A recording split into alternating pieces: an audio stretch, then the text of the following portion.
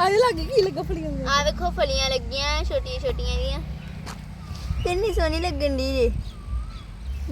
ਇਹ ਸਰਦੀਆਂ ਵਾਲਾ ਮੇਥਰਾ ਵਿੱਚ ਰਹਿ ਗਿਆ ਜੀ ਵੇਖੋ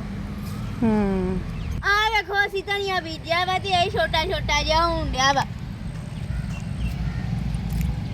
ਵੇਖੋ ਸਾਰੀ ਲਾਈਨ ਉਹ ਜਿਹੜੀ ਆ ਸ਼ਿਮਲਾ ਮਿਰਚਾਂ ਦੀ ਆ ਵੇਖੋ ਕਿੰਨੀ ਸੋਹਣੀ ਸ਼ਿਮਲਾ ਮਿਰਚ ਲੱਗੀ ਹੈ ਆ ਵੇਖੋ ਇਹਦੇ ਵੀ ਛੋਟੀ ਜਿਹੀ ਸ਼ਿਮਲਾ ਮਿਰਚ ਜੇ ਆ ਪੱਤਾ ਬਰਾ ਕਰਕੇ ਆ ਵੇਖੋ ਆ ਵੇਖੋ ਇੱਧਰ ਵੀ ਸ਼ਿਮਲਾ ਮਿਰਚ ਜੀ ਆ ਵੇਖੋ ਸਾਹਮਣੇ ਆ ਵੇਖੋ ਉਹਦੇ ਤੇ ਆ ਵੀ ਇਹ ਸ਼ਿਮਲਾ ਮਿਰਚ ਆ ਵੇਖੋ ਇੱਥੇ ਇੱਕ ਹੋਰ ਜੀ ਸ਼ਿਮਲਾ ਮਿਰਚ ਆ ਵੇਖੋ ਤਿੰਨ ਆ ਵੇਖੋ 4 5 ਲੱਗੀਆਂ ਆ ਦੇਖੋ ਸ਼ਿਮਲਾ ਮਿਰਚ